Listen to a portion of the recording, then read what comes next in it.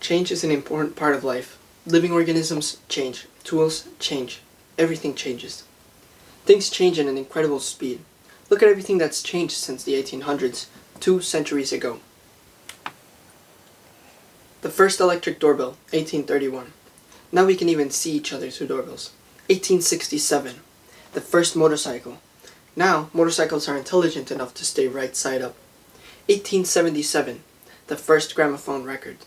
Now we have in our pockets an unlimited music library thanks to Spotify and Apple Music. All of these inventions have evolved in an unimaginable level since 200 years ago. But our education system has remained the same in those 200 years. The purpose of my speech is to inform you about the problems within the U.S. educational system, specifically the problems with the education of students in K through 12. Although I am not an expert in education, I feel qualified to speak about this because I have experienced the educational system firsthand since I was 3 years old, more than a third of my life.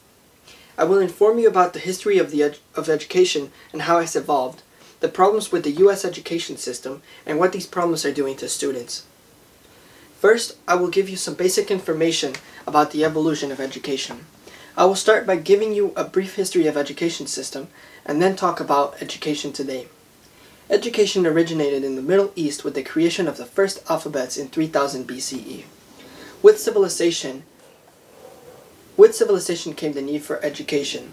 So the Egyptian priests began teaching in 2 types of schools, one for scribes, future government officials, and one for future priests.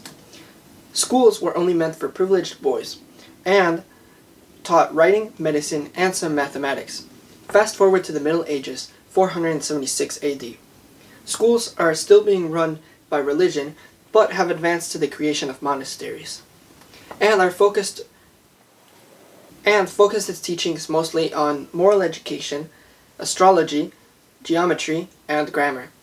1,324 years later, we arrive at the Industrial Revolution, the 1800s. This is when education makes a big change. Factories begin to grow, and it appears everyone, including children, will end up working at these factories. Schools are beginning to train people to work at these factories, which is why students are placed in nice and neat rows, and are given short breaks to eat, and are forced to compete for an A, a letter that determines product quality. Now we are here. Not much has changed. Some schools are still being run by churches, but most are run by governments. And today's schools also provide education for children with disabilities, children of low-income families, and immigrants. Yet, we are still taught to compete. The Program for International Student Assessment shows the rank of the U.S., 13th in reading, 18th in science, and 37th in math as of 2018. Now that I have given you some basic information about the U.S. education system, I would like to discuss the problems with the U.S. educational system. The theory of multiple intelligences was first proposed in the book Frames of Mind in 1983 by the psychologist Howard Gardner. The theory suggests that people have the ability to develop multiple intelligences, 8 to be exact. According to Gardner, an individual's cognitive capacity cannot be represented adequately in a single measurement such as an IQ score. Rather, because each person manifests various levels of separate intelligences, a unique cognitive profile would be better representation of an individual's strengths and weaknesses. Gardner's theory suggests that the 8 intelligences are linguistic, musical, logical, spatial, bodily kinesthetic, interpersonal, intrapersonal, and naturalistic. Schools today are not prepared to teach kids who have a stronger spatial or naturalistic intelligences. Schools today are focused mostly on the linguistic and logical intelligence.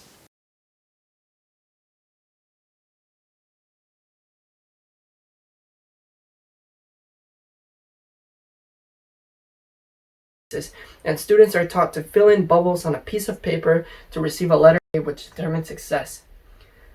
Sometimes the most brilliant and intelligent minds do not shine in standardized tests because they do not have standardized minds, says Diane Silvers Ratcliffe. At Steinhardt School of Culture, Education, and Human Development. Students today are taught to compete rather than to collaborate.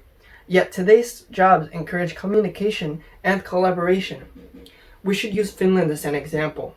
Finland's educational system is one of the top in the world academically and for students' well-being. Collaboration, trust, and well-being are some of the key themes that Finland teaches their young students. Finland teaches their young students to collaborate with each other and to communicate rather than to compete for an A in math. In addition to this, Finland banned school inspections since the 1990s and abolished standardized testing along with other national tests.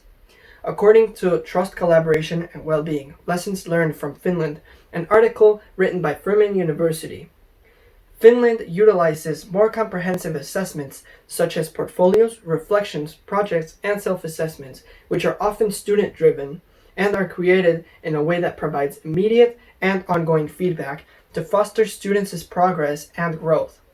This not only allows the student to be assessed through multiple of their intelligences, but also inspires trust thanks to the assessments being student-driven. Now that you know about some of the major problems within the U.S. educational system, I will let you know about what these problems are doing to the students.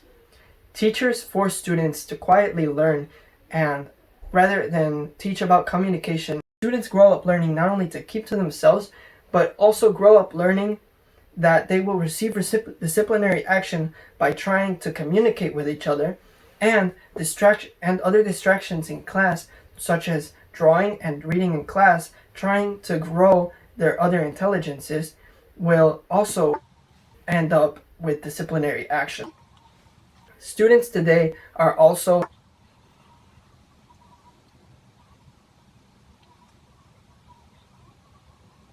Students are also overwhelmed with the amount of homework that they are receiving, and they do not have enough time to interact or practice their other intelligences. All of these problems have caused students to become overwhelmed, lack collaboration skills, become introverted, and develop anxiety, stress, and according to PBS News, student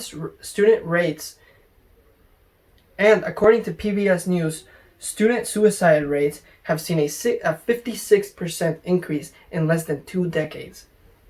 Today, I have informed you about the problems with the U.S. education system for students in K through 12, and about the things that these problems have done to our students. Students today not only make up 24% of our population, but they make up 100% of our future. Students today are frustrated and hurt due to the old-fashioned educational system in America. This education system is 2 centuries past its expiration date. It's time for a change.